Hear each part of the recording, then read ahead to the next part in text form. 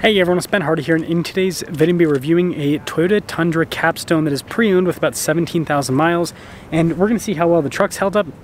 We're also going to see what the resale value looks like on the Tundra.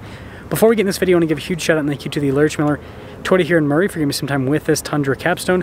I'll include a link to their website in the description down below. If you have any questions, just ask for Josh. Also include a link to my car buying guide. Let's get into it.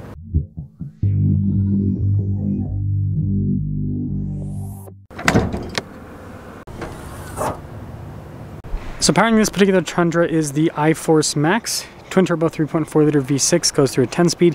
It's paired to a hybrid system. It puts out 437 horsepower and then 583 pound-feet of torque. Now before I move forward with this review, I do want to mention if you want to see more videos just like this, then I recommend you subscribe because I post content every single day. So let's take a look at this Tundra Capstone. The Capstone's like the fully loaded package. You've got lots of blinged out trim there on the front. You've got these big fancy wheels as well. You can see the body painted fender flares, Capstone badge there. On the side you got chrome on the mirror cap. And here's a look at the whole side profile of the truck. But yeah, I mean, pretty fancy stuff. I mean, look at the wheels. Look at the wheels. For real. Those are pretty blingy. And then with the key fob here, you can see that we can lower down the truck bed automatically, which is pretty cool. And we've got protection from the factory. This one's got the composite bed. We've got an outlet in the bed too. So pretty nice storage space. And it's not automatic with the raise function. No, it's the Tundra. And then it has the automatic step that pops out with the tailgate, which is pretty cool. But I think it's a good looking truck overall with the exterior. Again, if you like the kind of like luxury chrome truck look. And they also do give you a nicer looking exhaust tip here. And then a big thing with the Capstone is going to be the interior. So you've got this like fancy white leather trim, sunshade for the rear passengers, power side steps. And look at these seats. The white that contrasts into the darker black trim. And then you can see here, we've got heated and cooled seats in the back. You've got some USB ports, some cup holders up top as well. Just plenty of space there on the back. Now one downside of being a hybrid is you don't get under-seat storage because the battery gets in the way. So that is a little bit of a downside. And then popping up front, again, you can see with all of the nice trim, blind spot monitoring with the mirrors. If you're wondering payload on this, 1330. And here are the front seats. It's actually held up pretty well. You can see a little bit of wear here. 17,000 miles on this truck. Power adjustments. You can see more of that nice trim on the dash. Quickly pop in. Ooh, not too bad. I like the wood trim there too. It's nice.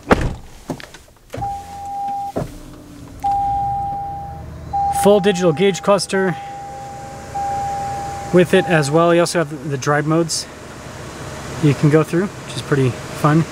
And the steering wheel is also held up pretty well. There is, again, a little bit of wear here on the sides, the grips. It's not bad at all. And then the touchscreen, I guess this was reset, so we gotta go through that menu. But yeah, you've got just the little icons there. Pretty straightforward with the use. Dual zone climate, heated and ventilated seats. We'll turn this down a little bit for you guys. And then notice we got the 360 camera. So if I pop it into reverse, it's a nice system to have. That's for sure. And then you got your parking brake, all of that. Shifter here for the 10-speed. And then we've got our drive line slash drive mode, select tow haul mode. Drive line's right next to it. Storage here. I like this little secret storage with the wood trim.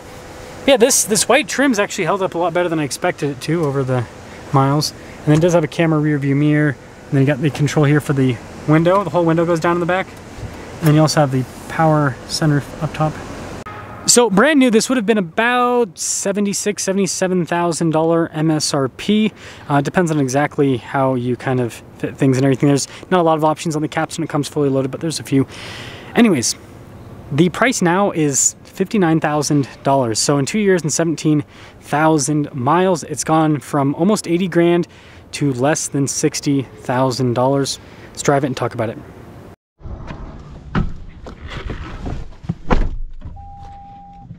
Well, Tundra Capstone. A little bit of depreciation. But again, this is why, you know, people always talk about buying a pre-owned car rather than a new one, because you let the first guy or gal take the hit. And this being certified pre-owned means you don't really take a warranty hit. Don't quote me on this, but from my understanding, Toyota's certified pre-owned warranty on something like this is a 70 or 100,000 mile powertrain, and then an extra 12,000 miles in 12 months on the basic warranty.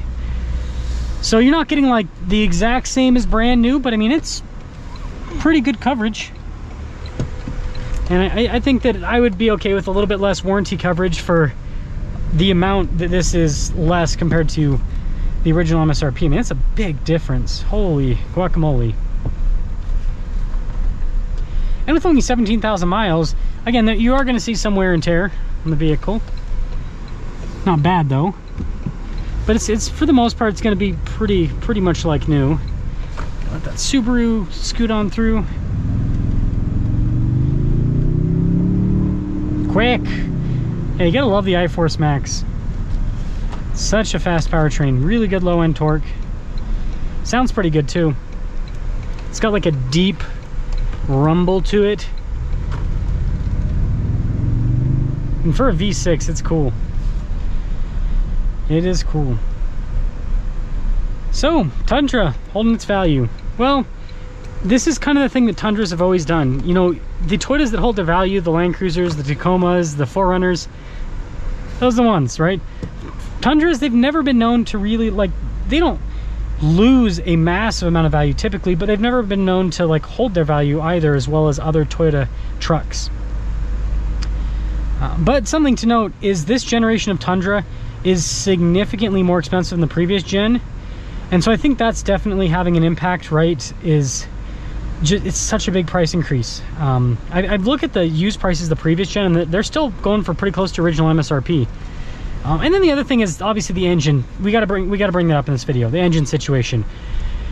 You know, 100,000 V6 Tundras and Lexus LXs and some LSs have been recalled because machining fragments left in the engine, causing the engine to throw a bearing, and then causing the engine to say sayonara, right? It happens to everyone.